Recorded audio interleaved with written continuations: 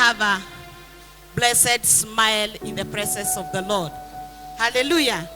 Namkaribisha nyote kwa nyumba ya Bwana siku ya leo, ambaye ni siku ya kipekee kwa kila moja anahisi anapendwa na Mungu. Praise the name of the Lord.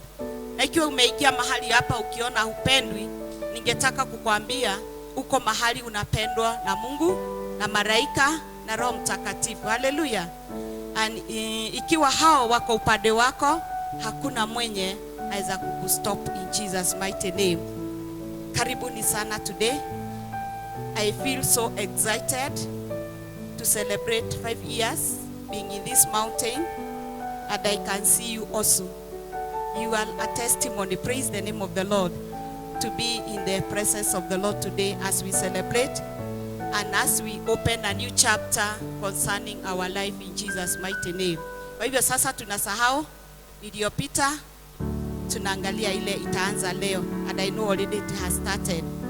Nachukua nafasi hii nimshukuru Mungu kupitia mtumishi wake kwa kuniandaa wakati wa welcoming church, word empowerment. And I want to tell you, you are in the presence of the Lord. And the Bible says in the presence of the Lord there is fullness of joy. Praise the name of the Lord. So today we are going back with the joy of the Lord. We shall continue from today as we begin a new year with the joy of the Lord. And we shall know that we are great men and women as we live 120 years in Jesus mighty name. Nasema hivi, tunapotoka mahali hapa siku ya leo, kila mtu atajipenda na atapenda Mungu. Kwa sababu kuna kitu itakuja ndani yako. Ujue wewe mama ama mzee, vijana, wewe ni wa muhimu. For tomorrow utakuwa mtu wa maana unaposimama, unapoenda, pali popote unapoenda. Na utaheshimiwa because of the God yule amekuleta mahali hapa. Nataka tufungue Biblia zetu in the book of Ezekiel chapter 34. Ezekiel, kitabu ya Ezekiel 34 mstari wa 29. Wacha tuangalie kwa runinga sisi wote na tutasoma, and that's where God is want us to prepare our heart today. Tunapokaa miguuni mwa Bwana na tunapoona ubali Mungu ametupeleka. Praise the name of the Lord. Wacha tusome sisi wote. I will raise up for them a garden of renew, and they shall no longer be consumed with hunger in the land, nor bear the shame. Let's continue. Bear the shame of Gentile anymore. Praise the name of the Lord. The next verse 30. That they shall know that I, the Lord, their God, I am with them, and they, the house of Israel, are my people, says the Lord. The next one. You are my flock, the flock of my pasture. You are men, and I am your God, says the Lord. Praise the name of the Lord. Hallelujah. That is our word today. Biblia inasema nini? Hawata nyanyaswa tena. Praise the name of the Lord. Sema hauta nyanyaswa tena. Kwa sababu hata ukisoma hapa, the podium inasema nini? And we shall know the truth, and the truth will set you free. Praise the name of the Lord. That's why the Bible says, hatutanyanyaswa tena, hatutamezwa tena. Praise the name of the Lord. Ati huyo Mungu atajidhihirisha na watajua Mungu wa Israeli ako na wewe na ako na mimi. That's why today we are celebrating. Praise the name of the Lord. In the morning nilianza kusema wale walikuwa kama si Mungu, wakati umepitia mambo mazito sana, mambo inakupeleka hivi ili uishe, ili ukose amani, ili hata usijulikane. Huyo Mungu akasema hata kama utapitia hiyo yote, today you'll be the house of the Lord and you hear that word. Kwa hivyo leo nataka kusema nini? As you are in this mountain today, you are in this temple today, God in heaven has said, you are my flock. Praise the name of the Lord. Sisi ni kondoo wa Mungu. Hallelujah. Sisi ni Mungu anatuongoza. Si mimi na kuongoza. Huongozwi na mama yako wala baba yako. Ni Mungu anakuongoza. Kwa sababu ukihesabu, ufikirie kule kote umepitia na haujamalizwa, today you may know it is God has been with you. And that's why God has ordered you today, that we start a new year again, all of us. Hallelujah. Tunaanza upya. Hakuna yule alikuwa hapa jana. Sisi wote tunaanza upya. Na hii upya ni kusema that uncommon favor. Until next year, such a time, you will start enjoying uncommon favor. Praise the name of the Lord. We are starting again at no more limit.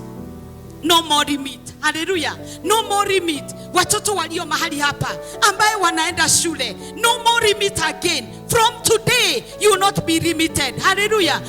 Na tunamngojea ili tuende pamoja. Praise the name of the Lord. That is my desire. And I know it is your desire. It doesn't matter where you have come from, whom you are, wewe ni nani, wewe umepitia gani. Today is the beginning of our turning point. Praise the name of the Lord. Let us jump on our feet. And we thank God. Kwa sababu ametufikisha leo. Tukue mahali hapa. To start safari pamoja. Praise the name of the Lord. I'm happy today because hakuna hata moja atabaki. Sisi wote tunaanza safari na tutakuwa tukiandamana pamoja. Mwambie Mungu ni asanti kwa kunijali na kunipenda na kunileta mahali hapa. Inua mikono uone yale Mungu anakupenda. Ni yeye amesema, you are my flock, flock of my pasture. You are men. Praise the name of the Lord. Tunajua wazee hawashidagwi. Hallelujah. And this hour the Bible is saying, you are men and I am your God. Praise the name of the Lord. Hakuna hata moja atashindwa. Si ndio? Kwa hivyo tuinue mikono tumwambie Mungu ni asanti. Maana vile ametuleta mahali hapa, akona kusudi jema, akona mpango mwema, akona mpango mwema juu ya maisha yetu. Kwa sababu amesema na tutajua yeye ni Mungu wetu na watajua huyu ni Mungu wetu. Baba, twakushukuru, twakuabudu, maana umetuleta mahali hapa tukiwa na kusudi jema Bwana. Twanyenyekea mbele zako ili unene na sisi siku ya leo. Tumetoka pali Bwana, tumeumizwa sana Bwana, lakini siku ya leo umetuambia wewe ni Mungu wetu na uko pamoja nasi. Tumenyanyaswa, tumeumizwa, tumefinyiriwa, lakini siku ya leo tunakualika Bwana uanze nasi Bwana. Twakushukuru Bwana kwa sababu wewe ni mwema na wewe ni mtakatifu. Wewe ni mwema, uko na mpango mwema juu ya kila mmoja wetu. Tunatazama kule tumetoka, tunatazama kule tumetoka, lakini hapa tuko leo. Tunakuita Bwana uandamane nasi Bwana. Umesema Bwana hatutamalizwa tena na kiu na njaa Bwana, bali tutakuwa wana wako na wewe utakuwa Mungu wetu Bwana. Asante Bwana kuwa nasi sasa. Endelea nasi katika jina la Yesu Kristo tumeomba na kuamini. Tumeomba na kuamini. We are going far, and because today is a celebration day, usikubali hata anything ikuzuilie. Abia Mungu, si tunaanza sisi wote, hakuna aliye mbele wala nyuma. Sisi zote tuko kwa line. Tunaambia one of us, be set, go. That is the word go will be released on this mountain. And I know, me, I'll be very ready. Like now I'm feeling burning heart. Iyo neno ikiachiliwa hivi, nishike kwa sababu kesho tukipatana, nitakwambia Mungu amenionekania. Praise the name of the Lord. Usikubali nikwambie, hata mimi nisikubali, manake wewe uko na ushuhuda yako na mimi. Praise the name of the Lord. Wacha tuanze kupeana ushuhuda kwa sababu Mungu anaanza safari njema ingine nzuri pamoja nasi. Abia Mungu, nihudumie leo. Ninene na neno lako Bwana. Ninene Bwana. Bwana Mungu anajua yale yote, anataka kukushika mkono. Mungu Baba, ninene siku ya leo kupitia mtumishi wako Bwana. Nena na maisha yangu Bwana, nena na moyo wangu Bwana, kupitia mtumishi wako mahali hapa Bwana. Najua Baba umemtayarisha vyema, umemnenea vyema, umemtiriria mafuta juu ya maisha yangu, juu ya jamii yangu, juu ya watoto wangu Bwana, juu ya marafiki Bwana, juu ya majirani. Tuma neno lako Bwana, nimenyenyekea miguuni mwako. Utume neno lako Bwana, na nitakubali kufuata neno lako. Nitakubali Bwana, nitakubali Bwana. Bwana, tuko hapa, utunene kwa vile umetayarisha mtumishi wako Bwana. Baba, tuko tayari, unene nasi Bwana. Baba wetu uliye juu mbinguni, shuka sasa, uwe mgeni wetu Bwana. Utayarisha mioyo yetu, fungua masikio yetu, oh my God, that we may hear your voice clearly from you, oh dear Lord. We thank you, we appreciate you, because you are a faithful God. Thank you, Jehovah Shammah. Thank you. Lift your hearts and tell the Lord thank you, kwa sababu amesikia already. Ameanza kujibu maombi yako. Ameanza kukutengeneza, ameanza kutayarisha pahali hiyo neno itaenda na ianze kumea. Hiyo mbegu ambaye Mungu ametayarisha mahali hapa haitahangi hapa kwa hewa, itaikia kwa kila mmoja wetu, katika jina la Yesu Kristo. Twakushukuru, twakuabudu. Asante Mungu Baba, unastahili kuabudiwa. Katika jina la Yesu Kristo tumeomba na kuamini. Let's say big amen. More than that, more than that, you can do it better and better and better and better in Jesus' precious name.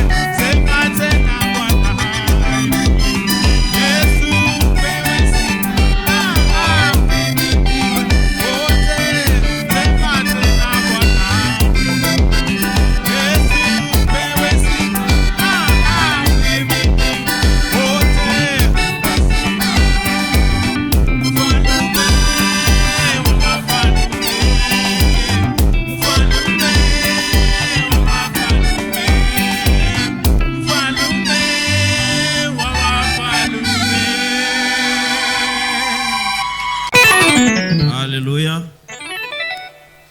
Setu mbele ya Mwenyezi Mungu tumwabudu. Wache tumwabudu Mwenyezi Mungu asubuhi ya leo. Baba, tunakutukuza, tunakupa sifa kwa kuwa wewe ndiye Mungu mkuu. Mungu, tunakupa sifa, wewe ndiye sababu tuko hapa siku ya leo. Tunakutukuza Baba, pasipo wewe hatungekuwepo. Siku ya leo Baba, tunakuja mbele zako kwa uwepo wako na sifa Mungu. Tuna furaha tele moyoni mwetu Mungu kwa yote ambayo umetutendea Mungu, kama watu binafsi na kama jamii Mungu, na kama inji na kama huduma. Tunasema ni asante Baba, hakuna anayeweza kulinganisha na wewe. Unatenda Baba yale ambayo wanadamu hawezi tenda. Mungu, sifa zako ni tele. Tunakupa sifa na utukufu siku ya leo. Tazama Baba, tuko mbele zako, tunanyenyekea Mungu, tukisema wastahili Bwana, tukisema hakuna mwingine kama wewe. Siku ya leo Baba, tuko hapa Mungu kuinyua na kulitukuza jina lako. Pokea sifa zetu Mungu, pokea sifa zetu Baba. Tunakutukuza Mungu kwa yale ambayo umetenda Mungu kwa maisha yetu, kwa familia zetu, kwa jamii zetu. Baba, tunasema wastahili. Asubuhi ya leo tunakupa utukufu. Pokea sifa na utukufu Bwana. Katika jina la Yesu tumeomba tukiamini. Tumpigie Bwana makofi ya furaha na sifa na shukrani. Hallelujah. Hallelujah. How are we feeling today? We are blessed and highly favored of the Lord because we are unique and peculiar in Jesus' mighty name. There's nobody else in the whole world who is like you. You are the only one that resembles God. You are the only ones that resemble who? You do not resemble anything else, anybody else. You resemble who? God, your Father. And I want to tell you, this day is the day that the Lord has made for you to celebrate before His presence in Jesus' mighty name. And as you go to celebrate before the Lord, your chapter is opening in Jesus' mighty name. A new glory shall cover you in Jesus' mighty name. Where people could not see the glory of God upon your life, you shall start shining in Jesus' mighty name. And I want to assure you, before the end of the day, something new shall have happened in your life in Jesus' mighty name. Wave to your neighbor and say, welcome neighbor. And let us have down our seats in the presence of the Lord.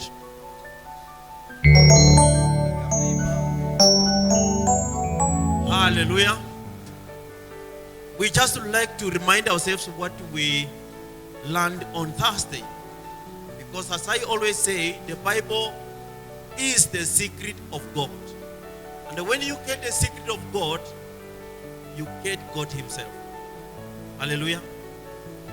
So on Thursday, we were learning how we can please God, how we can walk with God, and how God can change our situation, and how we can operate in the supernatural. Tuishi katika hali ya kiungu, mambo ifanyike kiungu. Na tunapoishi katika hali ya kiungu, hakuna mahali ambapo ndugu mpendwa utawahi kung'ang'ana maishani. Mambo itatendeka kwa vile Mungu atawachilia kibali juu yako. Lakini tukasema mradi tu ujue ukweli, na ukweli nao utakuweka huru. Hallelujah. That is John 8:32. Tukasema utakapojua ukweli, na ukweli utafanya nini? Utakuweka huru.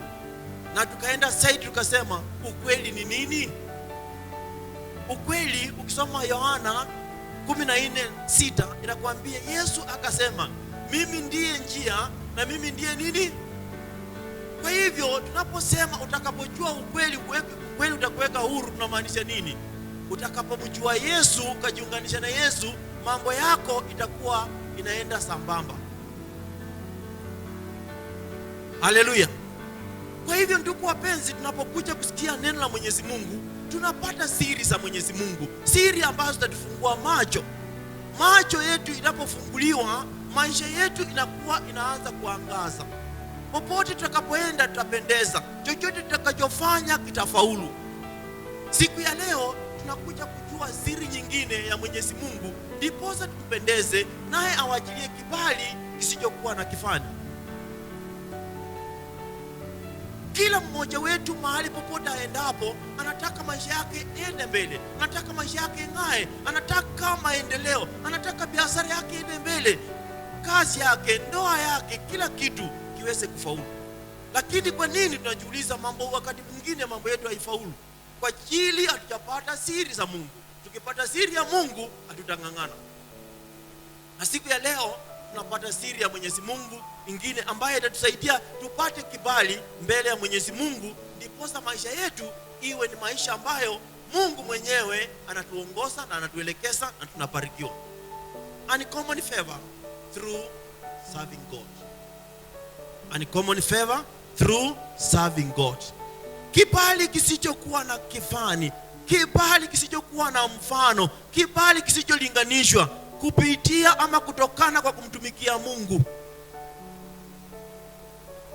Haleluya. Haleluya.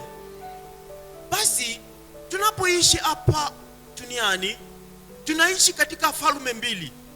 Kuna ufalme wa Mungu na ufalme wa Shetani. Ndugu mpendwa, upende usipende, ukubali leo ukatae, aidha uko katika ufalme moja. Aidha unatumikia ufalme wa Mungu ama unatumikia ufalme wa Shetani. Na popote pale ambapo unatumikia, sio kwa lazima, ni kwa hiari. Kama unatumikia ufalme wa Mungu, ni mapenzi yako, umeamua kumtumikie Mungu. Kama unamtumikia Shetani, ni mapenzi yako, uliamua umtumikie Shetani. Lakini katika kila ufalme kuna malipo. Unapomtumikia Mungu, atakayekulipa ni Mungu. Unapomtumikia shetani, atakayekulipa ni shetani. Lakini tujue ufalme hizi zinamaanisha nini. Ufalme wa Mungu unasimamia mwangaza, unasimamia mambo ambayo yanapendeza, unasimamia mafanikio. Lakini ufalme wa shetani unasimamia giza, uharibifu, wizi na kuua. Biblia inasema katika Yohana 10:10 ati Yesu alikuja ndiposa nini?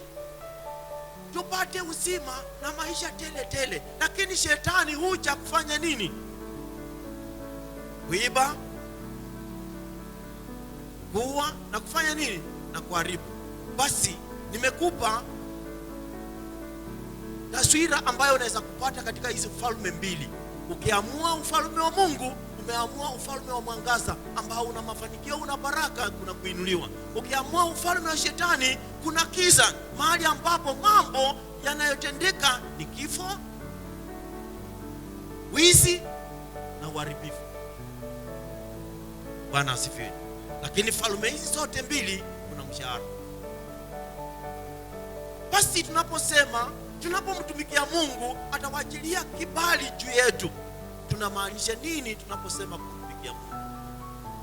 Matendo yetu, maneno yetu, hisia zetu zitapokuwa kweli zinampendeza Mungu, basi tutafuta uwepo wa Mungu karibu nasi. Bwana asifiwe. Basi tunaposema kumtumikia Mungu, matendo yetu yanapo basi eneza ufalme wa Mungu, inapoinua ufalme wa Mungu, inapofanya ufalme wa Mungu endelee, enhancing the continuity of the kingdom of God. When you promote the kingdom of God, unamtumikia Mungu. Tunapokuja hapa siku kama ya leo, tumsifu Bwana, tumuimbie, tumfurahie, tusherekee, tunausifu ufalme wa Mungu. Unapokuwa kazini, mahali ambapo umeajiriwa, wewe unapotenda matendo ambayo yanampendeza Mungu, ikapendeza mwanadamu, unamtumikia Mungu. Wewe umeajiriwa kama daktari hapo hospitali, unapotibu watu wanapopona, sio wewe unamewaponya, ni Mungu amewaponya. Wewe ni mwalimu, unapoenda shuleni ukawafunza wanafunzi wakafuzu mitihani, sio wewe uliofanya wakafuzu, ni Mungu. Wewe mkulima, unapoenda shambani ukalima, ukafuna mazao, ukapeleka sokoni, watu wakanunua, wakapata chakula, sio wewe ambao umelisha watu. Usijipike kifua kama sio mimi watakufa. La hasha, ni Mungu. Kwa hivyo mahali popote ambapo umepata nafasi ya kumtumikia Mungu, mtumikie Mungu kwa moyo wote. Haleluya. Usiseme kumtumikia Mungu ni kanisani. Sisi wote hatuwezi kaa hapa kanisani kuanzia Jumatatu hadi Jumapili. Sharti tuwe kule nje, na popote ulipo mtumikie Mungu. Haleluya. Usiseme tu ni mapasta wanatumikia Mungu. Hapana, hata wewe unamtumikia Mungu. Mahali popote unapoenda, ushuhuda wako unapoinua jina la Mwenyezi Mungu, mahali ambapo unaishi, jina la Mwenyezi Mungu likiinuliwa kwa ajili ya wewe, basi umemtumikia Mungu. Farao akasema, tupate wapi mtu ambaye Roho wa Mungu anaishi ndani yake kama nani? Yusufu alipokuwa anaenda Misri, alienda kama nani? Mtumwa. Lakini ndani yake wakaona nani? Ndugu mpendwa, dada yangu, mahali popote ulipo, ndani yako wacha watu waone Mungu. Watu wasione mambo mengine, wacha waone Mungu. Wacha wewe ni mfano wa Mwenyezi Mungu. Watu wakiona mlevi ambaye amekunywa, akalewa mvinyo, akalala barabarani, hawaoni Mungu, wanaona shetani. Watu wanapoona mwizi anaenda kuiba mali ya wengine, ananyang'anya watu mali, huyo sio mfano wa Mungu, hiyo ni mfano ya shetani. Tunapoona wauaji wanapofanya mauaji, hatuoni Mungu, tunaona shetani. Lakini tukiona watu wakiishi kwa upendo, watu wakisaidiana, walio chini wakiinuliwa na walio juu, watu wakipendana, tunaona basi Mungu mwenyewe. Biblia ikasema, pasipo upendo kwa wengine, basi tunajitanganya, sisi sio wa Mungu. Basi matendo yetu ya upendo kwa wengine ni sifa kwa Mwenyezi Mungu, kwa ajili watasema, tazameni wale wanaomjua Mungu wanapendana. Bwana asifiwe. Basi tusijitanganye tuenda mbinguni na matendo yetu hapa duniani, wacha hata Mungu haipendezi wanadamu. Basi hatuko safarini ya kwenda mbinguni, tuko safari ya kwenda mahali pengine, mahali ambapo wewe mwenyewe unajua. Haleluya. Basi tunapomtumikia Mungu nini kinafanyika? Kitu cha kwanza, tunapomtumikia Mungu, Mungu anawaachilia nguvu zake za kiungu juu yetu, na mambo yetu ambayo tunafanya inaweza kuongezeka, na sisi mahali popote tulipo tunainuliwa. Kama umeajiriwa kazi, unapata promotion. Kama unafanya biashara, mambo yako inapanuliwa. When you serve God, God releases supernatural power upon you. You receive increase and promotion. Haleluya. Kwa hivyo ndugu mpendwa, tunaposikia misemo kwamba tunapofanya kazi ya kanisa ni bure, hiyo ni uongo na ni uongo. Hakuna mahali popote utafanyia Mungu kazi na iwe bure, ina malipo. Basi tusome kitabu cha Mwanzo 39 mstari wa 21. Genesis 39 verse 21. When you serve God, He shall release supernatural power for you to increase and be promoted. Genesis 39:21. Let us all read from the screen. But the Lord was with Joseph and showed him mercy, and He gave him favor in the sight of the keeper of the prison. As we are reading, where is Joseph? Joseph is in the prison. But we are hearing that God gave him favor before the keeper of the prison.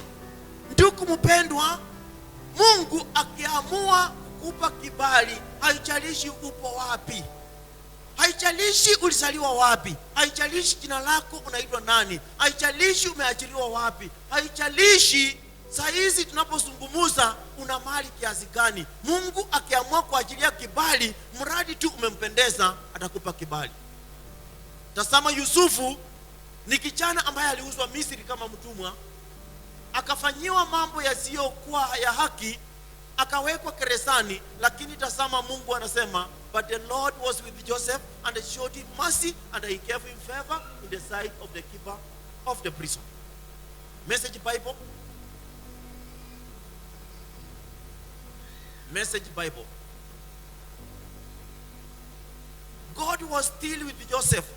He reached out in kindness to him. He put him on good terms with the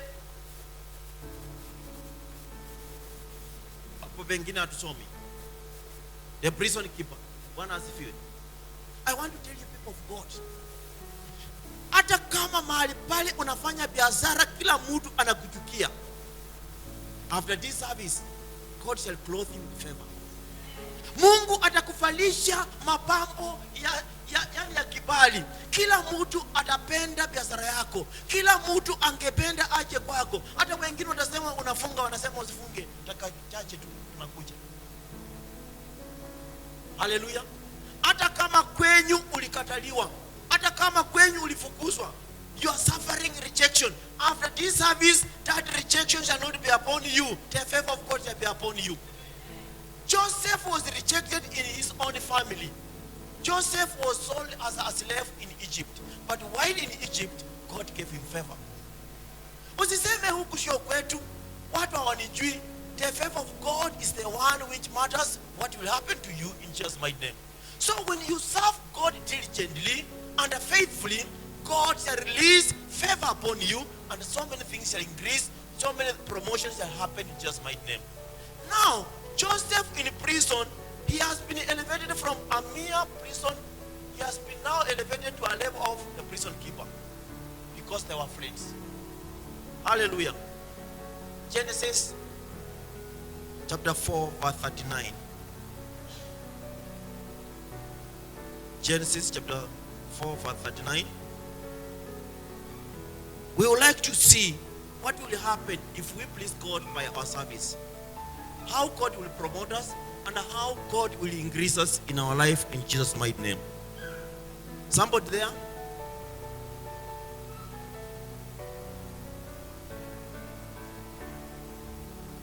Somebody there?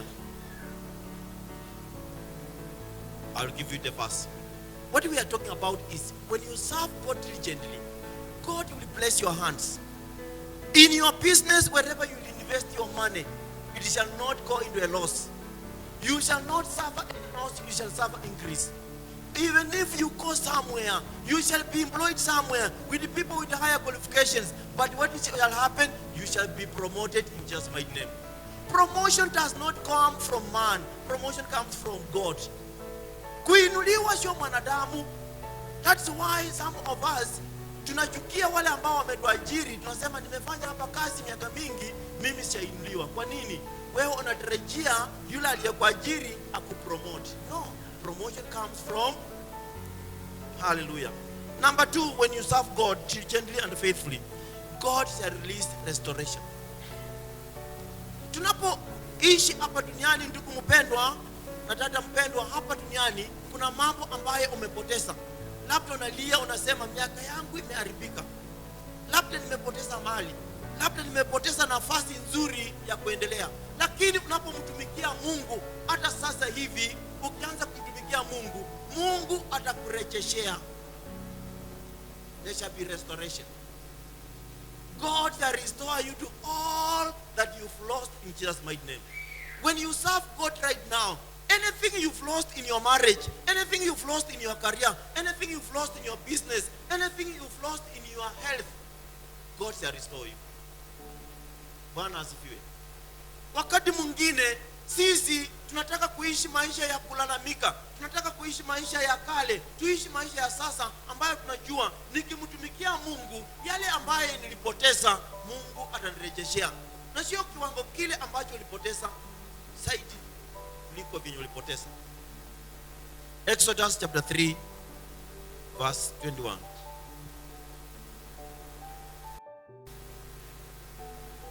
Exodus chapter 3 verse 21.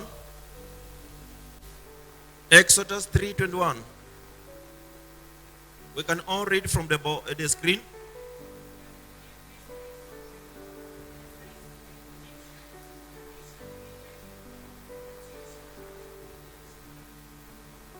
Who were the Israelites? They were children of God who were living where? In Egypt. But they were living there as slaves. Walikuwa wanaishi kama watumwa. Walikuwa wanapewa kazi ngumu. Wanafanyishwa kazi, hawana chakula, hawana mavazi, hawana haki. Lakini hapa Mungu anasema nini? Tusome kwa sauti.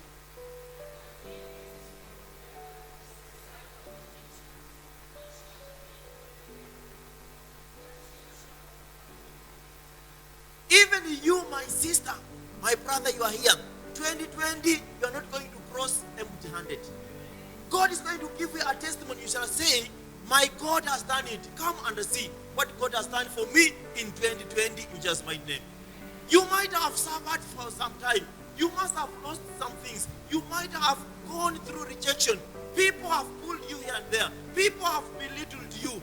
People have ashamed you. But I want to assure you, when you serve God, God shall reinstate you to the former glory in Jesus' mighty name. God shall give you the former glory in Jesus' mighty name. Hallelujah. Let us read the book of Joel. Joel. The book of Joel 2:25-26.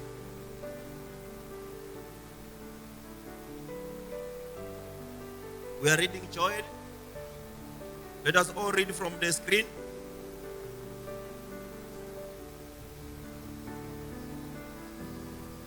We can read loudly.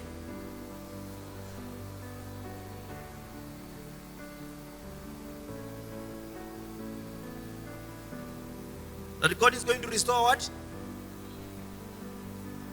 Stop telling people, mimi nimezeeka, siwezi hii.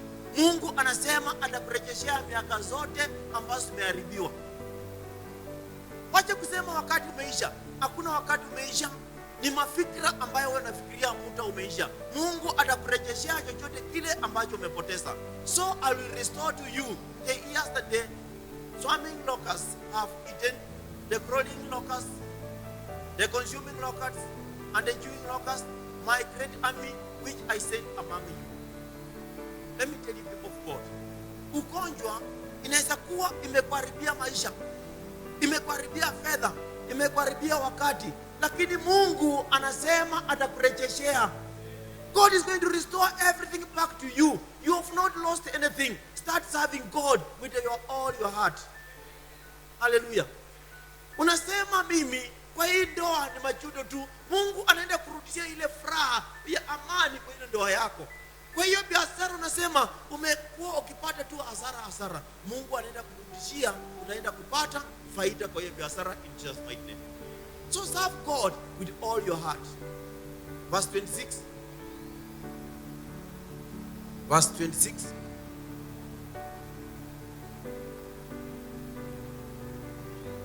Verse 26, let us all read.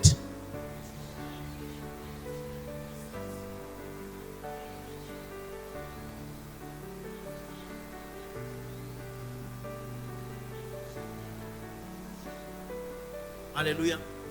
There are times, people of God, when you feel like eating, but as you start eating, the food is over. That's why God is telling you, you shall eat in plenty and be satisfied. Yani utakula ushibe, na utakaposhiba basi neno la Mwenyezi Mungu litafanya nini?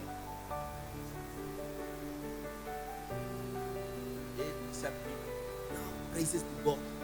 Ndugu wapendwa, tukija hapa kama hatujakula sisi kwa wiki nzima sisi wote, hata waimbaji wakisema nipigie Bwana makofi, tunawaangalia waimbaji, are they serious? Wanamaanisha tutukie Mungu atituruka kwa Kimasai. Utajiuliza, hawajui hatujakula kwa wiki moja? Lakini kama tumekula, you shall eat in plenty and be satisfied and praise the name of the Lord your God, who has dealt wonderfully with you. Hallelujah. Let us have that verse on the board.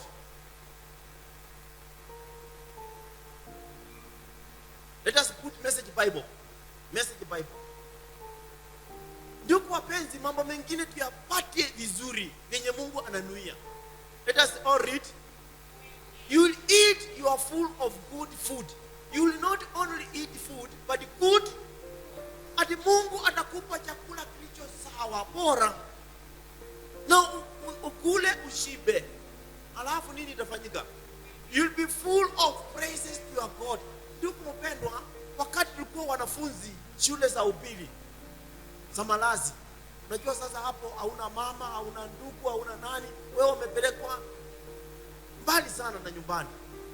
Ukiwa shuleni na chakula cha maakuli cha jioni, unaposikia wanafunzi wanapika pinja, jua siku hiyo wamekula na wameshiba.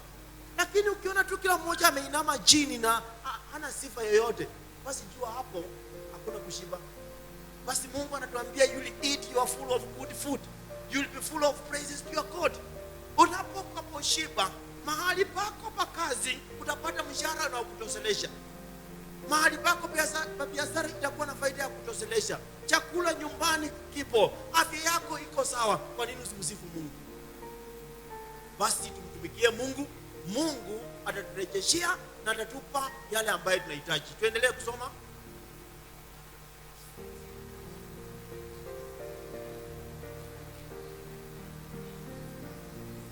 The God who has set you back on your heels in wonder. Yani ati Mungu yule ambaye amekurejesha kwa mambo ya ajabu. Yani miujiza inafanyika mpaka watu wanashangaa, kwani aliiba ama alifanya namna gani?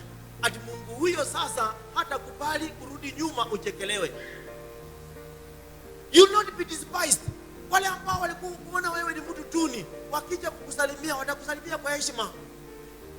Wale ambao walikuwa wanakuchekelea, huyu mtu hana faida, ukienda kwa mikutano watasema, kabla hatujafunga, wacha mama nani atusalimie, wacha baba nani atusalimie, wacha mzee fulani atusalimie. Kwa nini? Kwa ajili Mungu amekutendea mambo ya ajabu, na Mungu amekurudisha kwa ile utukufu wa Mungu mwenyewe, na mambo yako itakuwa bora na sawa in Jesus mighty name.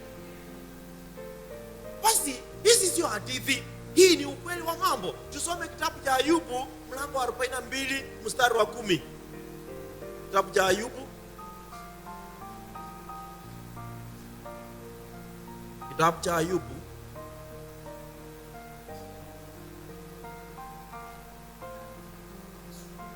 Job 42 verse 10.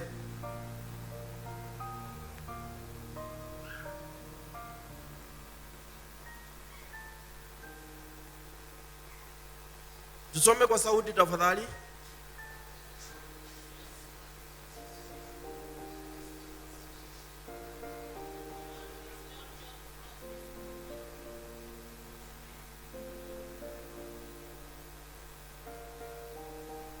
Tusome kwa sauti tena.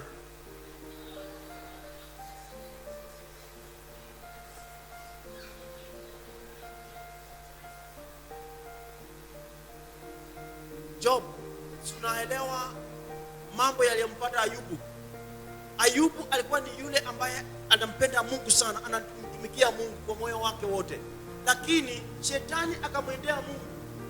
Hata wewe kuna shetani ambaye anaenda kwa Mungu kukushitaki.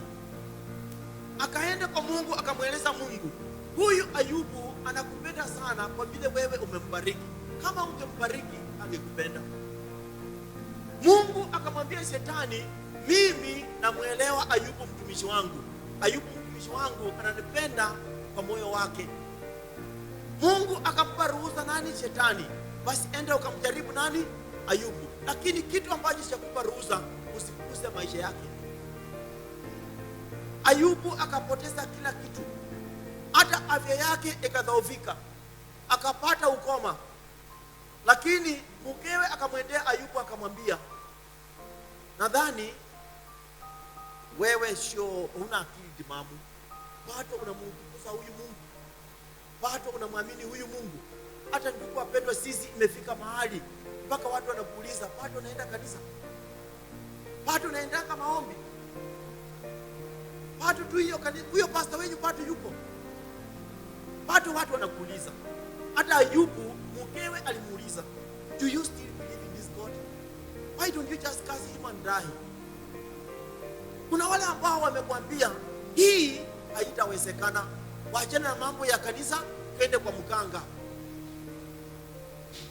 Wacha mambo ya kanisa. Pastor kila siku anahubiri hakuna kitu. Wewe waachana na hiyo. Nitakuonyesha kuna mama fulani ama kuna mzee fulani mahali mambo yako itatatuliwa haraka. Ayubu alikuwa na changamoto kama hiyo kutoka kwa mkewe. Lakini Ayubu akasema hivi, kama Mungu hajachukua uhai wangu, mimi bado nitamtumikia Mungu na nitamwamini Mungu.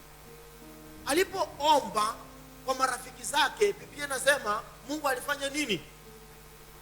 Mungu alimrejeshea yale yote ambayo alikuwa amepoteza marudufu, na tena bora zaidi. Haleluya.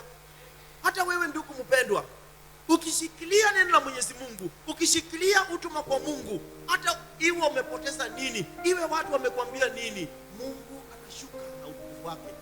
Mungu atakupa kibali. Kile ambacho ulipoteza utapata. Kama ulifutwa kazi utaitwa tena. Ukiitwa tena utapewa ile kiwango ulikuwa unapewa, utapata promotion. Na ukipata promotion, hata hela ajira utapata ni ya juu. Hallelujah. Hallelujah. So people of God, I want to urge you, shikilia kazi ya Mungu. Tenda matendo ambayo yanamtukuza Mungu. Ukiishi ukifanya matendo hayo, yatasungumuza mbele ya Mwenyezi Mungu. Yakikuzungumzia, Mungu atakurejeshea. Kukawa na mtumishi wa Mungu Ezekia, akakonjeka. Mtumishi wa Mungu Isaya akatuma kwake amweleze basi apange nyumba yake kwa ajili siku za kifo zimefika. Lakini alikeukia ukuta akamkumbusha Mungu, Mungu ukumbuki jinsi ambavyo nimekutumikia.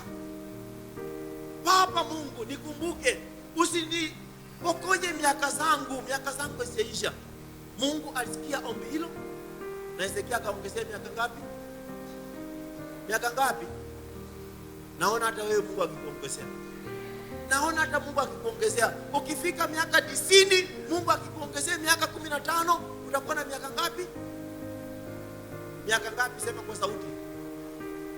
Umefika miaka 90, Mungu anakuongezea miaka 15. Tutazame baba wetu wa imani. Baba wetu wa imani ni nani? Abrahamu. Abrahamu aliongojea Mungu ndipo apate mtoto. Abrahamu akipata mtoto Isaac alikuwa na miaka 100. Lakini Mungu akamwongezea miaka ngapi? 75. Watu wangapi hapo wako na 75 years? Kama hujafika 75, hata hujaanza 100. Hujaanza 100. Kwa hivyo wacha kusema mimi nimezeeka. Hakuna mzee hapa. In wonders we don't have old people. Kama Ayubu baba yetu wa imani akiwa miaka 100, Mungu anamwongezea 75 tena, akakufa akiwa na miaka ngapi? 175. Kama hujafika 75, bado hata hujaanza 100. Kuwa na furaha, tumikie Mungu because you've got plenty of years. Ukiamka asubuhi miaka 100 ishaanza, na ndio mimi tu mchanga. Ukiwa miaka 50, wewe miaka yako halisi kabisa 25. Chukua miaka yako kawa na ngapi? Na 2, utapata miaka yako halisi. Kwa hivyo sisi wote hapa bado tuna nguvu ya kutumikia Mungu, na Mungu atuongeze miaka zingine. Haleluya. Kile ambacho ulipoteza, Biblia inasema tukimtumikia Mungu ataturejeshea, na ni bora zaidi double of what we lost. That is the God we serve in Jesus' mighty name.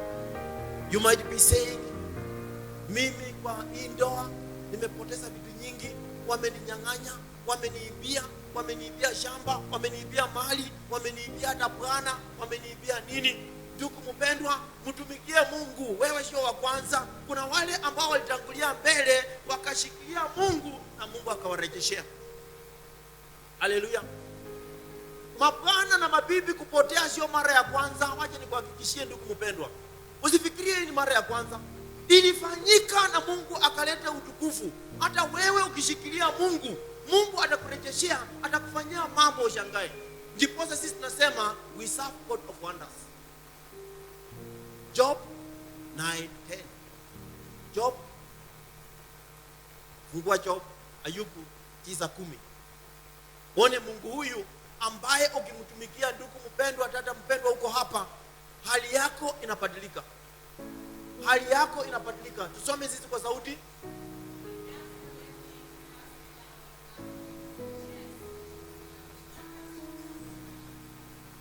We will never comprehend all the great things he does. His miracles and prices can't be counted. Ati mambo mema ya Mungu huwezi kuhesabu ukamaliza. Dada yangu uko hapa, huwezi kuhesabu ukamaliza, na hajakoma, ataendelea kutenda. New King James. New King James. He does great things past finding out. Yes, wonders without number. Hata wewe, yule mzee aliyepotea naona akirejea.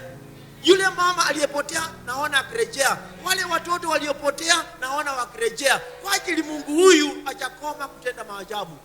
Ile kazi uliyofutwa unaitwa. Mahali uliokataliwa unakubaliwa. Haleluya.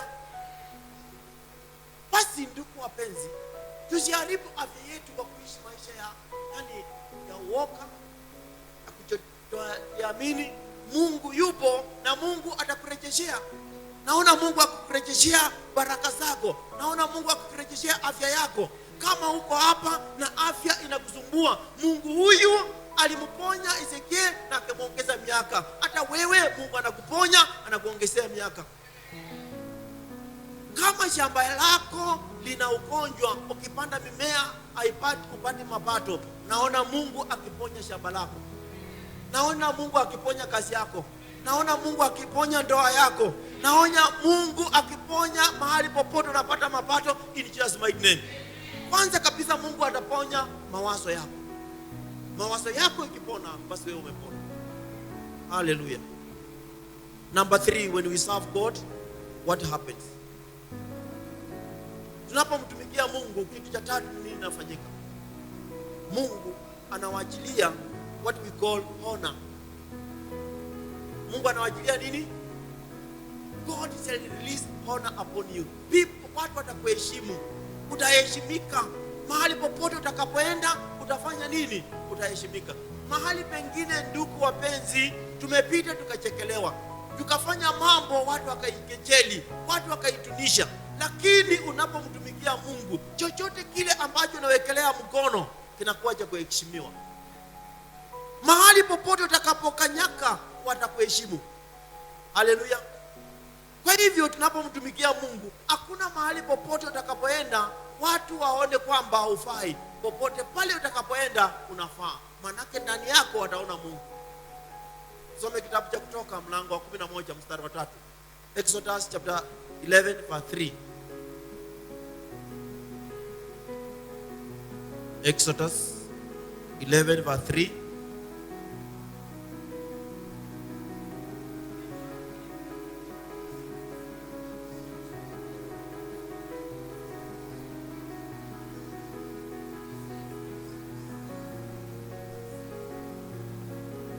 I can't hear you, read loudly.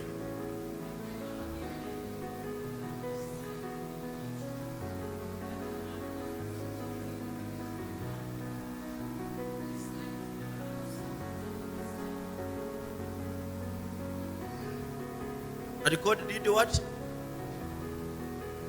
He gave what? When God gives you favor, even your enemies, your real enemies, shall bless you.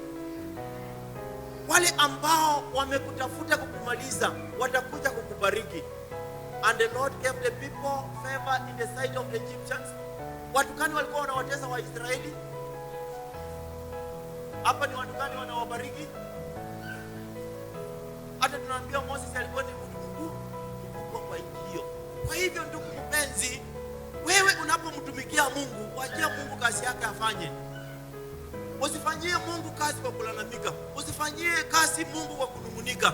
Fanyia Mungu kazi na Mungu afanye kazi yake. Biblia inatuambia hapa ati Mungu akawachilia kibali kwa wana wa Israeli ambao walikuwa watumwa katika nchi ya Misri. Lakini tunaambiwa hao watu waliwaheshimu. Hata Biblia inatuambia katika Exodus 21 inasema nini? Hawakuondoka mikono mitupu. Walipewa, wakapewa dhahabu, wakapewa mikufu, wakapewa kila aina ya vyombo ambavyo zilikuwa za thamani. Kwa hivyo ndugu mpendwa, hata wewe ukimtumikia Mungu, popote pale utakapoenda utabarikiwa. Watu wangapi wangependa wakitembea mahali wabarikiwe na shamba? Hamtaki mashamba? May God release that favor before the end of this year. Somebody will call you and they shall give you a land in Jesus' mighty name. People shall call you and say, we have decided in this family, this is your portion. That is favor in Jesus' mighty name. Hallelujah. May God release favor upon you. They shall call you and say, now, from today, you are the head of this company. You are the head of this business. Because of favor in Jesus' mighty name. God is releasing that favor upon you in Jesus' mighty name. Receive it in Jesus' mighty name. Receive it in Jesus' mighty name. Tusome kitabu cha Esther. Esther chapter 6 verse 6. Esther chapter 6 verse 6. Esther chapter 6 verse 6.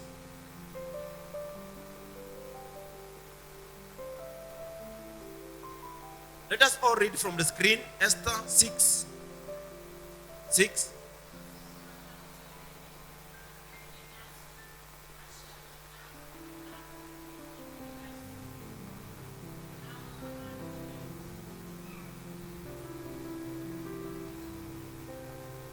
Hallelujah. Let me ask you a question and please answer me. Wewe siku ya leo Mungu akikuuliza nifanyie nini adui yako, utasema nini? Sema tu ukweli wa mambo. Tusikue wokovu sana, tuseme tu ukweli wa mambo. Yule adui ambaye amekusumbua sana, Mungu aseme sasa nakuuliza nimfanyie nini, utasema nini? Umalize sikio. Sasa na Mungu akikuuliza swali, wewe nikufanyie nini? Wewe nikufanyie nini? Utasema nini? Mungu nibariki na unibariki na unibariki na unibariki na uniinue na uniinue na uniinue zaidi. Basi Haman alikuwa anachukia Mordekai. Basi mfalme akatumia hekima. Mfalme alikuwa anajua mtu ambaye anastahili kupewa kibali ni nani? Mordekai. Lakini akatumia hekima, akamuuliza, Bwana Haman, mtu yule ambaye ungependa sasa umfanyie mema unastahili kufanyia nini? Mordekai akijibu hii swali, Haman akijibu hii swali, alikuwa anafikiria yeye, hakuwa anafikiria Mordekai. Soma vizuri sasa.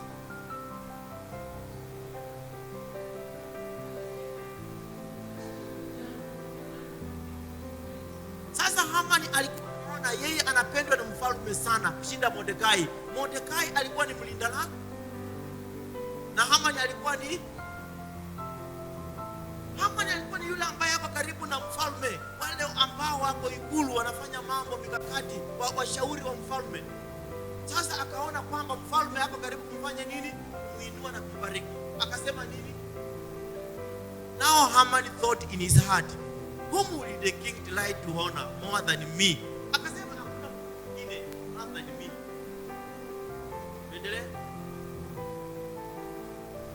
Endelee. Verse 7.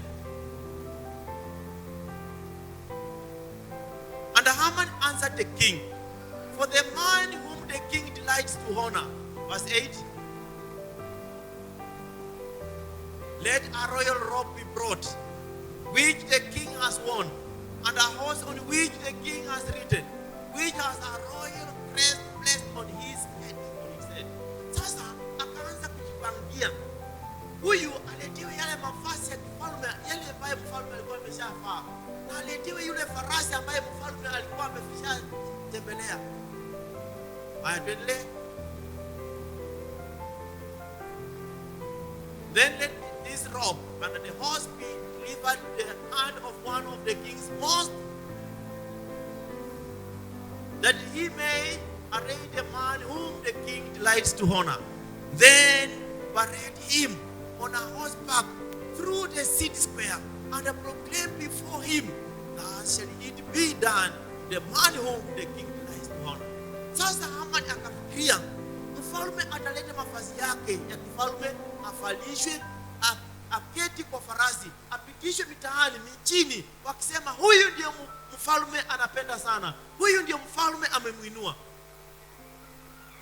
Lakini huko wapenzi, yule ambaye hudunishwa, yule ambaye huaibishwa, yule ambaye haonekani hafai, yule ndiye Mungu hufanya nini? Endelee. 10. Then the king said to Haman, hurry, take the robe and the horse, as you have suggested. Do so for Mordekai the Jew, who sits within the king's gate. Leave nothing undone that you have spoken. Is that favor or not favor? Is that favor or not favor? My sister, my brother, it does not matter where you are. Hata kama wewe ni watchman, hata kama wewe unayefakia, hata kama wewe haujulikani, Mungu akiwajilia kibali amewajilia. Haman alikuwa anaona basi leo atainuliwa. Nani aliinuliwa? Kwa hivyo Mungu hana ubaguzi. Wewe ukimtumikia kwa moyo wako na ukijitolea, Mungu atakuinua. Sasa tuendelee tena. So Haman took the robe and the horse, arrayed Mordekai, and led him on the horseback through the city, and proclaimed before him, thus says it be done, the man whom the king delights to honor. Verse 12. Afterwards, Mordekai went back to the king's gate, but Haman hurried to his house, mourning with his head covered. Your enemy shall go back home crying and covered there. Verse 13. When Haman told his wife, Skiza Missouri, when Haman told his wife Zeresh. Tuendelee kusoma. All his friends, everything that has happened to him, his wise men and his wife Zeresh said to him, if Mordecai, before whom you have begun to fall, is of the Jewish descent, you will not prevail against him, but you will surely fall before him. If you are a wonder, no enemy shall prevail before you in Jesus' mighty name. They shall all fall before you in Jesus' mighty name. Because God of uncommon favor shall do what? Shall release favor upon you. Hallelujah. Hallelujah. Does it sound wonderful? Do you want it to happen to you? Receive it in Jesus' mighty name. Receive it in Jesus' mighty name. Verse 14. While they were still talking with him, the king's eunuchs came and hastened to bring Haman to the banquet which Esther had prepared. Tutawachia hapo. But when you read further, Haman alikuwa ametayarisha mahali ambapo wataenda wamnyonge nani? Baada ya kufanya mambo haya yote kwa Mordekai, kumtembeza mwingine akisema mfalme anampenda, mwishowe Haman alipelekwa mahali pa kunyongwa. Akafanywa nini? Maadui zako Mungu atakupa kibali, watakuja kwanza wakubariki, mwishowe watajimaliza. Mwishowe yale ambayo walikuwa wamekupangia yatawarudia in Jesus' mighty name. That is why we always say back to the sender. Back to the sender sio wimbo, yani sio msemo tu wa kusema. Yale maovu ambaye adui wako wamekupangia yawarejee wenyewe in Jesus' mighty name. We answer fire by when you serve God, you have nothing to worry about. Hata ukiwacha nyumba yako basi, ulale na ufanye hata majirani wakisikia mlango iko wazi, wakipita hapo wanatoroka. Yaani wakiona mlango yako iko wazi na ni usiku na umewacha hata TV iko hapo inaonyesha, umewacha hapo vitu za thamani hapo, wakiangalia tu ndani hivyo wanatoroka. Because you are a wonder. God is on your side in just my name. Mordekai alikuwa amewekwa pale langoni kama watchman, lakini siku ilipofika aliinuliwa. Ndugu mpendwa, I want to tell you, when you serve God, God will release honor upon you in just my name. Mahali popote utapita utaheshimika. Mahali popote utapisha utafunguliwa. Mahali popote utaenda kwa msaada utasaidiwa. Kwa ajili nini? Mungu atakupa heshima in Jesus mighty name. Hallelujah. Do you want that to happen to you? Receive it in Jesus mighty name. Receive it in Jesus mighty name. Number 4, when you serve God, unapomtumikia Mungu, ndugu wapendwa, kila wakati tumesikia watu wamekonjeka kwa familia, watu wamekonjeka kwa inji, mimea imeharibika, wanyama wamekufa, biashara imeharibika, imefungwa. Hiyo yote ni aina ya ugonjwa. Lakini Biblia inasema hivi, ndugu mpendwa, if you serve the Lord your God, he shall place your bread and water, and he shall heal all the diseases and the sickness in your midst. Let me tell you, people of God, kuna magonjwa na kuna maradhi ambayo yamekusumbua miaka na miaka, mpaka watu wa kwenyu wakasema hata shangazi alikonjeka, hata babu alikonjeka. Kwa hivyo ukakubali hii ni ugonjwa ya kwetu. Hakuna ugonjwa ya kwenyu. Hakuna ugonjwa ya kwenyu, kataa kuanzia sasa. Hakuna ugonjwa inaitwa ya kwenyu. Ugonjwa ni ya shetani. Biblia inasema tukimtumikia Mungu wetu, Mungu ataponya magonjwa yote na maradhi yote. Kwa hivyo ndugu mpendwa, tiba iliyo sawa kabisa kwa ugonjwa ulio nao ni kutumikia Mungu. You cannot serve God and all the time you are in the hospital. All the time you are hospitalized. You cannot serve God and all the time you are sick.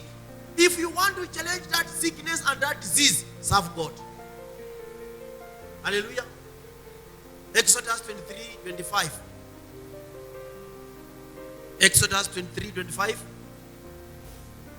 So you shall serve the Lord your God. The Lord who? Kila mtu ana Mungu wake. Ndiposa nilianza nikasema tuna falme ngapi? Ufalme wa kwanza tulisema ufalme wa pili. Lakini katika kudumu katika kila ufalme ni uamuzi wa, it is a personal decision. Ndiposa hapa Biblia inasema, so you shall serve the Lord your, and he will do what? When the Bible talks about placing your bread under water, sio mkate poflo.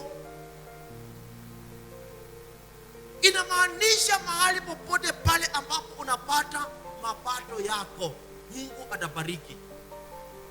Mahali popote ambapo umeajiriwa, mahali popote ambapo unafanya biashara, hata kama wewe ni mkulima, hata kama unafanya kazi ya aina gani, Mungu ataibariki. Maji, chochote kile ambacho utapata kutoka kwa Mungu na upate manufaa kutokana nacho. What is life? So which means God will bless your life. Watu wangapi wanaweza kuishi siku 30 usipokunywa maji? Siku 3. Basi Mungu amekwambia vizuri. Hajakwambia tafuta kazi, hajakwambia niombe. Unajua kila siku na siri yake. Siri ya leo sio ya kuomba na kufunga.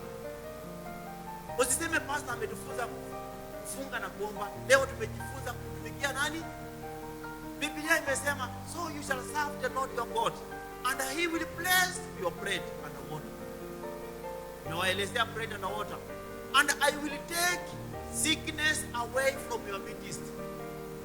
Kwa penzi, wende kawa wewe sio mgonjwa, ni babako. Mama yako ni mgonjwa, dada yako ni mgonjwa, ndugu yako ni mgonjwa, labda mtu wa familia yenu ni mgonjwa. Ndipo Biblia inasema, nitatoa ugonjwa katikati yenu. Wewe unaweza kumtumikia Mungu, na kwa vile umejitolea kwa Mungu, Mungu aponye mzazi wako.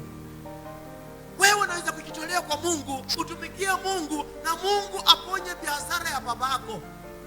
Unaweza kujitolea kwa Mungu na Mungu aponye shamba lenu. Haleluya. Haleluya. Kwa hivyo ndugu wapenzi, usiamke siku moja ufanye miguu hivi useme mimi hata kuna maradhi kwa mwili yangu, kwa hivyo nitamtumikia Mungu. Usidanganye. Hata kuna maradhi ya akili. Unaamka asubuhi mwili wako uko timamu, lakini hauwezi kupanga chochote, hauwezi kufikiria jambo ambalo ni naweza kufaidi. Hiyo unahitaji Mungu akuse mawazo yako ayaponye. Haleluya. Mungu atuponye na marafiki ambao sio marafiki wa ukweli. Marafiki potofu, marafiki ambao wanatupeleka mahali ambapo tutaangamia. Mungu atuponye.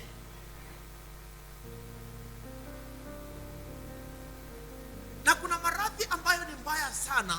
Ndugu wapenzi, nataka Mungu atuponye sana. Maradhi ya mafumbuzo. Biblia yasema hivi, life and death is from where? Ati kifo na maisha iko wapi? Basi yale ambayo unatoa kwa ulimi yako inaamua upate uhai ama upate kifo. Lakini Mungu akiponya ndimi zetu, Mungu akiponya ndimi zetu, tunabarikiwa. Mungu kakubariki na watoto wazuri, tukakuja tukasherehekea birthday, lakini unaamka siku moja unasema sijawahi kuona shetani kama huyu. Mtoto wako amekuwa shetani. Ulimi. Mtoto wako anaenda kufanya mtihani, unasema hata huyu najua hatapita. Huyu ulimi. Kwa hivyo kile ambacho unataka kifanyike ukione na macho, nenda kwa ulimi wako. Nenda kwa ulimi wako. Amka asubuhi useme, Mungu jinsi ambavyo umeniamusha, mimi narudi nyumba hii na baraka. Narudi na ushuhuda.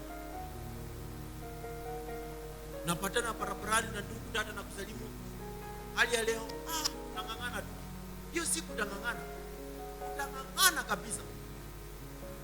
Sema mimi nimebarikiwa na mtukuza Mungu. Mungu yako pamoja nami. Mungu atakutetea. Lakini tayari kwa ulimi wako umetoa kungangana, utangangana. Haleluya. Basi Mungu aponye ndimi zetu. Ndimi zetu zikiponywa, sisi tumeponywa. Ndiposa kuna wale ambao wameamini. Ukimuuliza hii maradhi, anasema hii ni maradhi ya kwetu. Nasikia shosho aliyezaa shosho alikuwa na ugonjwa hii. Babu alikuwa na ugonjwa hii. Sasa hii ni ya kwetu. Tayari kwa ulimi wako umekubali. Lakini ukikataa, ukisema hii sio sehemu ya kwetu na hii nimekataa in just my name, this is not our portion, Mungu atawaponya. Haleluya. Kwa hivyo ndugu wapenzi, tungependa Mungu atuponye mili zetu, tumtumikie Mungu. Tungependa Mungu aponye biashara zetu, tumtumikie Mungu. Kazi zetu ambazo tunafanya, kuna ndoa ambazo zinakonjeka. Ugonjwa huwezi kuona na macho. Kuna ndoa ambazo zinakonjeka, kuna biashara zinakonjeka, kuna kazi ambazo zinakonjeka. Tiba ni nini? Tiba iliotoe kwa Mungu, mtumikie Mungu. Ukimtumikia Mungu unapata tiba. Hallelujah. Hallelujah. So when you serve God diligently, God shall heal you, and shall heal you indeed in Jesus' mighty name. Shall heal you round about in Jesus' mighty name. Number 5, when you serve God. Biblia inasema katika kitabu cha Kutoka mlango wa 23 mstari wa 26 kwamba hakuna awaye yeyote ambaye atakufa tasa. Hakuna chochote ambacho kitakuwa na utasa. Iwe ni shamba, iwe ni mifuko, iwe ni mimea, iwe ni kazi, iwe ni biashara, iwe ni familia, hakuna chochote kitachokuwa na utasa. Haleluya. Ndugu wapendwa, mnisikie na mnisikie vizuri. Wende kawa utasikia tu hii habari, mahubiri haya, na labda kabla tukutane utakuwa umefanikiwa unaenda ng'ambo. Lakini usisahau hii. Ukitaka chochote ambacho unafanya kwa mikono yako kibarikiwe. Unajua watu wengi wameamini kubarikiwa ni pesa. Lakini kubarikiwa sio pesa. Ukitaka hata afya yako isikusumbue, ukitaka mapato yako yawe yameimarishwa, ndugu mpenzi, usiwahi kuamini mwanadamu kama wewe. Ati wewe umepata pesa, umechukua sehemu ya pesa yako umepeleka kwa mganga, ama kwa wale ambao wanasema sijui waombezi. Ati unapeleka pesa, basi umejiroka wewe mwenyewe. Nani alipeleka? Yule mtu ambaye unapelekea, hata ukimtazamini vizuri, unastahili wewe umsaidie. Lakini umepeleka ukasema basi hii pesa ifanyie miujiza iongezeke. Pesa iongezeke ndugu wapenzi. Kama ni shilingi 50 itapaki 50. Ukiweka kwa mchanga itaoza. Ukiweka kwa kitanda panya atakula. Ukiweka mahali, lakini Mungu akikupa maarifa, 50 moja itasaa 50 mingi, 100 itasaa 100 nyingi, 1000 itasaa 100 nyingi, 1000 nyingi. Kwa hivyo ndugu wapenzi, huwezi kupanda siku ya leo uende shambani pande vya stamu, lakini naambia watu ngojea tu, mimi karibu na nafuna arrowroots, ngojeni nduma nawaletea. Utapatilishaje sweet potatoes ikwe arrowroots? Haiwezekani. Ikosa ndugu wapenzi, Biblia inasema hapo, tusome, na no one shall suffer miscarriage or be barren in your land. I will fulfill the number of your days. Tunapozungumzia miscarriage ndugu wapenzi, wacha kufikiria mimba ya mtoto. Fikiria hata ng'ombe anaweza kumiskari. Fikiria hata mimea inaweza kumiskari. Fikiria hata biashara inaweza kumiskari. Fikiria hata kazi yako inaweza kumiskari. Umeandikwa kazi, umefanya kazi mpaka tarehe 20, imebakia siku ngapi ulipwe? Alafu unafanya kitu ambacho hakifai, unafutwa na unafukuzwa bila chochote. Hiyo kazi imemiskari ama imemiskari? Wewe umefuga ng'ombe wa maziwa, umeongojea mwezi wa kwanza, mwezi wa 8, mwezi wa 8 imebakia miezi ngapi? uanze kupata nini? Naamka asubuhi, ng'ombe hayupo. Miskari ameja miskari. Wewe umepanda mimea shambani, sasa ile inaanza kuflower. Kama wewe ni mkulima wa kahawa ama aina yoyote, sasa ile inaanza sasa, ndio inaanza kuweka maua. Basi mvua inanyesha ile ya mawe mpaka inafunja yote, utafuna. So when we talk about miscarriage, when the Bible talks about miscarriage, it's not talking about the fruit of the womb alone. Anything can miscarry. Wewe umepepa pesa kwa mfuko, unaenda mjini kununua kitu, unafika mjini unapiga kwa mfuko, hakuna. Unapika hapa, hakuna. Niwaambie siku moja niende nikaweka kari mjini, na penye niliweka pale ilikuwa ni mahali ambapo wamechora laini ya yellow. Yellow line inamaanisha nini? Driving in town, do not stop or do not park there. Mimi nikasema nina haraka niingie, kwa hiyo tukawacha niweke hapo. Nilipotoka kwa duka kuangalia pale, sioni kari. Kaanza kutafuta kari kwa mfuko, hata kwa duka penye nimetoka na angalia na kari. Kari ilikuwa imepepwa na askari wa Sikanzo. Imepepwa, mimi natafuta kila mahali kari iko wapi. Hata mtu yote anapita hapo karibu na muuliza mwenyewe kari. Kwa hivyo ndio kupendwa, unaweza kuwa una matarajio mengi lakini shetani akayaharibu. That's a miscarriage. And that shall not happen to you in Jesus' mighty name. That shall not happen to you in Jesus' mighty name. The Lord our God has promised none of us or anything in our ministry shall be suffer miscarriage in Jesus' mighty name. No spirit of barrenness in Jesus' mighty name. No spirit of barrenness in Jesus' mighty name. Hallelujah. Kuna watu wangapi wameshaandikwa kazi kama wapokee mshahara wamefungwa?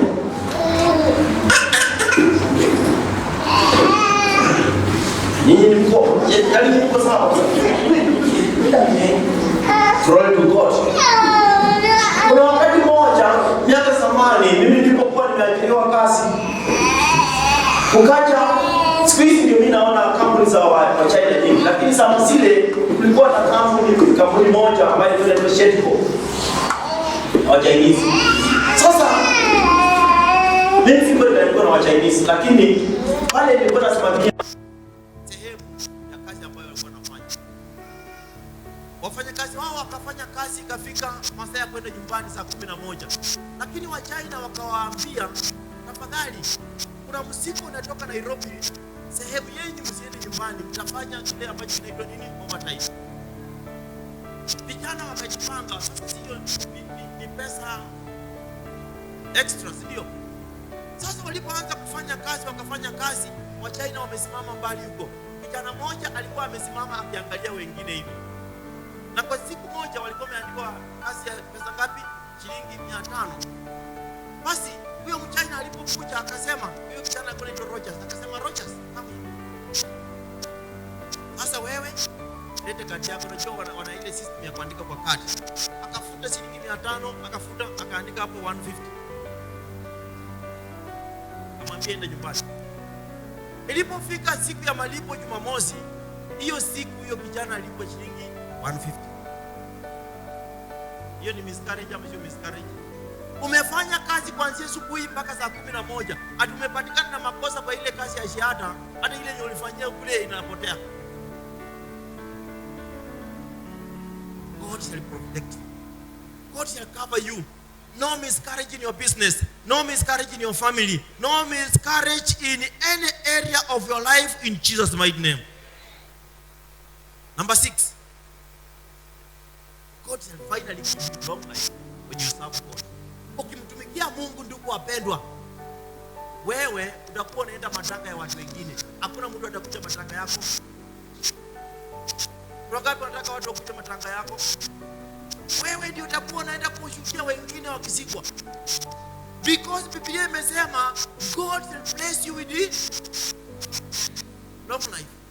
Ati Musa akiwa na miaka 120, Mungu akampeleka mlimani akampeleka mlimani, Mungu akampumzisha. Hata wewe, God shall make you rest. But God is promising long life. Tusome hapo sehemu ya pili.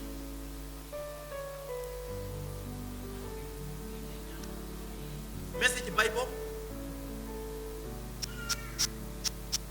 Message Bible. Some. I will make sure you live full and complete lives. No premature death. Kuna mahali pengine tulienda na nikaona vijana wa miaka 20 wanaitana mzee. Mzee njoo hapa. Yaani watoto vijana wa miaka 20 wanaitana wazee. Njoo hapa mzee. Sasa mimi nikashangaa, mzee ako wapi? Kuangalia huyu ni hata hajafikia miaka 18 wanaitana wazee. Lakini Mungu amesema I will do what?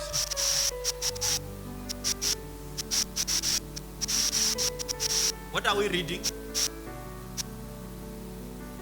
We are reading 26. We are reading verse 26. I will make sure you live full and a complete lives. Who is making sure? Mungu anasema he is going to make sure none of us shall die prematurely. Hakuna mtu wa kukufa hapa na miaka 60 na miaka 70 na miaka 80 na miaka 90. Sisi wote tutapumzika tukiwa na miaka 120. Kama unaamini hiyo sema amen. Kama unaamini hiyo sema amen. So finally, brethren, there is a way of connecting with this favor of God. How do you connect? How do you connect so that God can release this favor upon you? Number 1, mtumikie Mungu ukiwa na hitaji, yani have a separate heart. Yani unasema Mungu, ninapokutumikia Baba usiniwache. Mungu, ninapokutumikia usiniwache. Kuna watu ambao tumebahatika, tumepata kazi hata kwa ofisi za kiserikali, lakini watu wanapokuja huko tunawanyanyasa. Wacha kunyanyasa watu wa Mungu. Ukitaka kibali, watumikie watu wa Mungu kwa njia ambayo inastahili. Ukiwatumikia kwa njia ambayo inastahili, basi Mungu naye atakuinua in Jesus mighty name. As you serve God with a thirst. Kuwa na kiu ya kumjua Mungu. Kuwa na kiu ya nguvu za Mungu siweze kuja kwa maisha yako in Jesus mighty name. When you desire God in your family,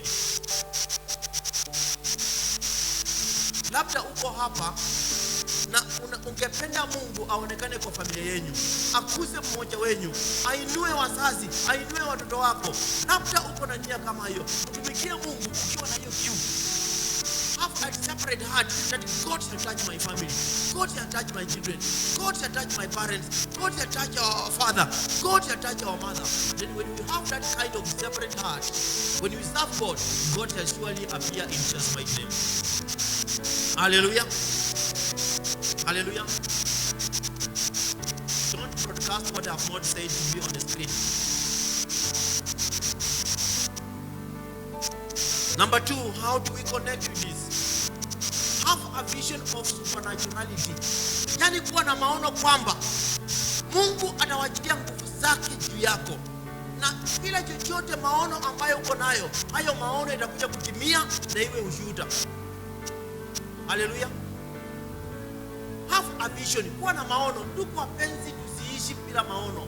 Let us have a vision. Let us have a desire. Let us have a dream. What do you want to realize in your life? Ni nini unataka kifanyike kwa familia yako? Ni nini kabla mwaka huu ijaisha? Ni nini ungependa kifanyike? Have that desire. Have that vision. Have that dream.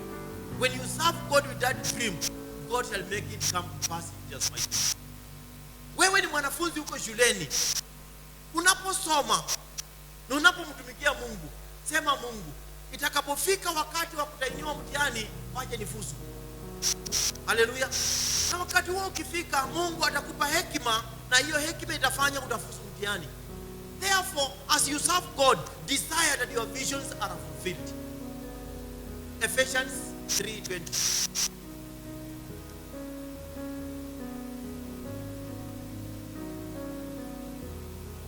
Ephesians 3:20.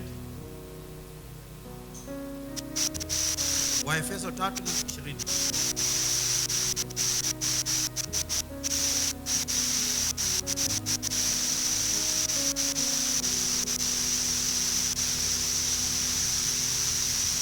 Now, to him who is able to do exceedingly abundantly above all that we ask. Who is that? God. Ati Mungu ana uwezo wa kufanya zaidi jinsi ambavyo sisi tunamuuliza afanye. Or think. Ati hata zaidi according to the power that works in us. God has got the power. He can release beyond what you are asking for. He can release beyond what we are praying. If only we serve him. Hallelujah. Hallelujah. Number 3, how do we connect or how do we tap that common favor? By desiring the presence of God. Tutamani uwepo wa Mungu. Musa alipotumwa Misri, aliuliza Mungu, Mungu umenituma Misri niende niwakomboe wana wa Israeli, lakini umenituma na nani? Mungu alimwambia nini? Utaenda na uwepo wangu.